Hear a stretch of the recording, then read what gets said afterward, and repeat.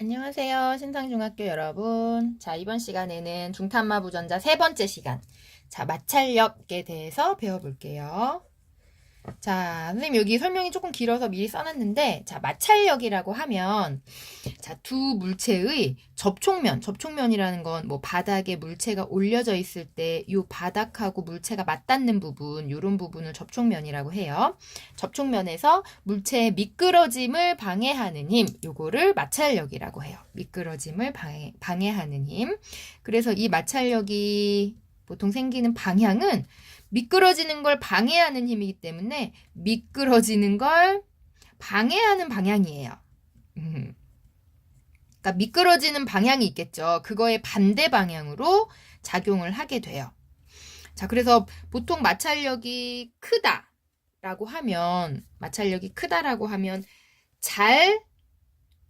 안 미끄러진다는 거죠. 마찰력이 크다는 거는 안 미끄러진다. 요런 말이고, 그 다음 마찰력이 작다라는 말은 마찰이 별로 없이 잘 미끄러진다. 요런 뜻이라고 생각하면 될 것 같아요. 마찰력이 크다, 작다가 각각. 자, 그러면, 자, 이런 여러 가지 상황에서 마찰력이 어떻게 작용하는지 한번 예를 들어 볼게요. 자, 이 마찰력은 물체가 멈춰 있을 때나 움직일 때나 둘 다 작용할 수 있어요. 그래서 첫 번째 상황. 자, 이번에는 그냥 바닥에 물체가 가만히 있을 때. 가만히 둔 물체. 자, 그냥 요런 평평한 바닥에 물체를 가만히 두었어요. 그러면 얘는 미끄러지려고 하지 않죠. 미끄러지려는 힘이 없기 때문에 자, 요 경우에는 마찰력이 작용하지 않아요. 자, 두 번째. 자, 이번에는 가만히 둔 물체를 밀어봤어요. 근데 밀었는데 움직이진 않았어. 자, 요때는 어떨까요? 자, 요 물체를 내가 한쪽을 손가락으로 이렇게 해서 밀었어요. 그럼 이 물체가 이쪽으로 힘을 받으면서 약간 미끄러지려고 하겠죠. 이 미끄러지려고 하는 힘이 생겼으면 마찰력이 생기는 거예요. 실제로 얘가 미끄러졌느냐 안 미끄러졌느냐하고 상관없이 미끄러지려고 하는 이 힘이 있으면 마찰력은 있는 거예요. 그래서 얘가 미끄러지려고 하는 이 힘이 생겼기 때문에 마찰력이 존재해요.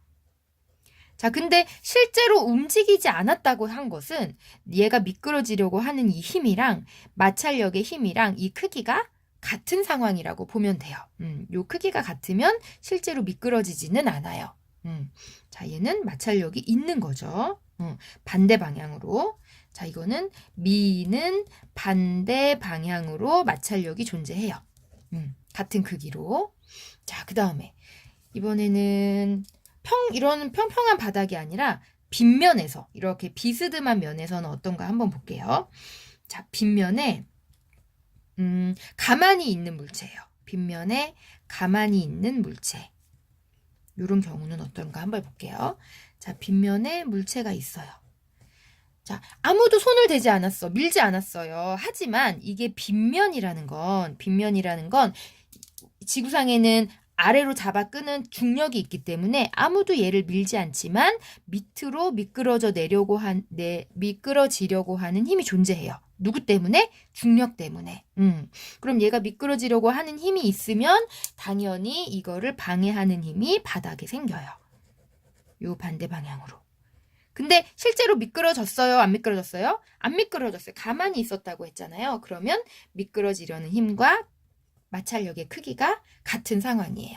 중력이 얘를 끌어내리려고 하지만 반대편으로 마찰력이 생기기 때문에 실제로는 움직이지 않는 상황이에요. 그러니까 이것도 미끄러지는 반대 방향으로 마찰력이 있어요. 자, 그 다음 이번에는 빗면에 가만히 두었는데 빗면에 가만히 두었더니 미끄러지는 상황. 빗면에서 미끄러지는 물체라고 이런 상황을 한번 볼게요. 자, 그러면 물체를 두었더니 이 물체가 이렇게 줄줄줄줄 미끄러져 내려왔다고 해본 거예요. 그러면 밑으로 잡아 끄는 중력이 있고 바닥하고 사이에 이거를 미끄러지는 걸 방해하려는 마찰력이 있지만 실제로 얘가 미끄러졌다는 건 마찰력보다도 미끄러지려는 힘이 더 크다는 뜻이에요.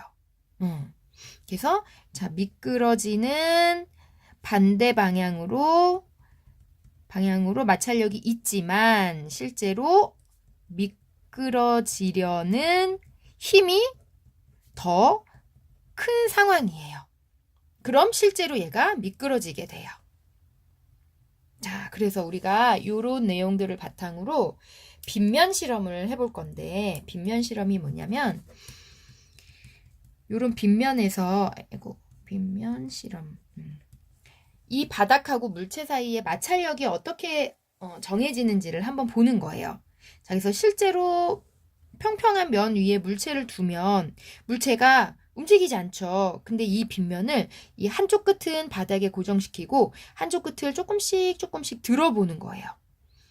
그래서 얘를 이렇게 조금씩 들다 보면 어느 순간 어느 정도 들었을 때 이 물체가 갑자기 미끄러지기 시작하는 그런 상황이 생겨요. 자, 그러면 실제로 이게 마찰력이 이 바닥하고 물체 사이에 크다면 더 낮은 각도에서 빨리 미끄러질까요? 아니면 큰 각도까지 안 미끄러지고 버틸까요? 마찰력이 크다면 안 미끄러지고 버티겠죠.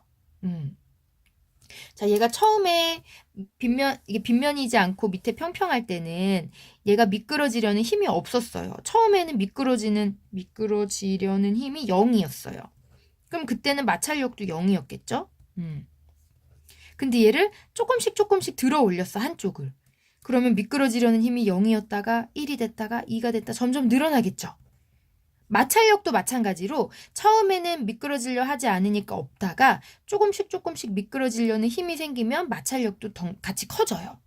근데 이 마찰력은 바닥이 어떤 바닥이냐에 따라서 조금씩 다르긴 하지만 무작정 계속 커질 수는 없는 값이에요. 그래서 마찰력은 커지다가 어느 순간 일정해져요. 2에서 만약에 일정해졌어요. 그러면 처음은 0 똑같다가 어느 순간 갑자기 미끄러지려는 힘이 커지는 순간에 얘는 미끄러져 내리기 시작하는 거예요. 자, 근데 미끄러져 내릴 때 요 미끄러지기 시작하는 이 각도는 자, 미끄러지기 시작하는 각도는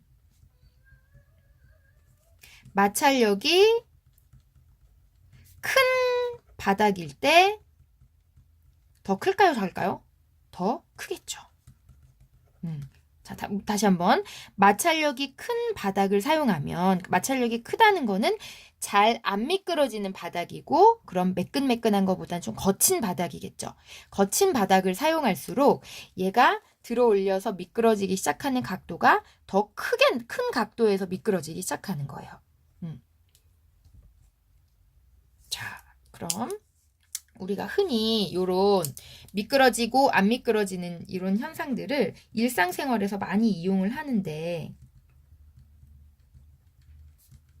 자, 우리 수업 시간에 우리가 마찰력을 크게 하는 게 더 좋은 예가 있고 작게 하는 게 더 좋은 예가 있어요. 그거를 한번 나눠보는 활동을 할 건데 지금은 간단하게 몇 가지만 한번 볼게요. 자, 마찰력을 크게 하는 게 좋을 때. 자, 이거는 미끄러지게 하는 거예요? 안 미끄러지게 하는 거예요? 큰 게 좋다는 건 안 미끄러지게 해야 될 때. 하려고 할 때 요런 마찰력을 크게 하는 경우. 그 다음 마찰력을 작게 하는 게 좋을 때가 있겠죠. 자, 이거는 반대로 잘 미끄러지게 하는 경우예요. 자, 우리 교과서에 나온 예들을 한번 보면 자, 우리 그 올림픽 때 스피드 스케이팅이나 아니면은 쇼트트랙 보면 스케이트는 날을 날카롭게 하면서 얼음판 위에서 잘 미끄러지는 게 중요하죠. 요런 거는 작은 게 좋을 때예요. 근데 반대로 우리가 학교에서 신는 실내화나 아니면은 운동화나 이런 것들은 안 미끄러지는 게 중요하잖아요. 그런 경우에는 마찰력을 크게 만들어서 안 미끄러지게 해야겠죠. 또 우리 눈이 많이 오거나 뭐 빙판길이 생겼을 때 빙판길에 소금 같은 거나 아니면 모래 같은 걸 뿌려 놓죠. 미끄러지지 말라고. 그런 경우도 들어가고. 자, 우리 자전거 체인에 왜 우리 나중에 고장나서 수리할 때 보면 손에 까맣게 묻잖아요. 윤활유 같은 거를 발라두는 이유가 잘 미끄러져서 잘 돌아가게 하려고 윤활유 같은 걸 바르기도 하죠. 아니면 뭐 샤프나 볼펜의 손잡이를 고무로 만드는 거. 요런 것도 마찰력을 크게 하는 예가 돼요. 요 고무는 굉장히 잘 안 미끄러지는 재질이죠. 자, 그 외에 많은 것들이 있는데, 자, 요런 예들은 수업 시간에 한번 더 찾아볼게요. 자, 이번 시간은 여기까지예요.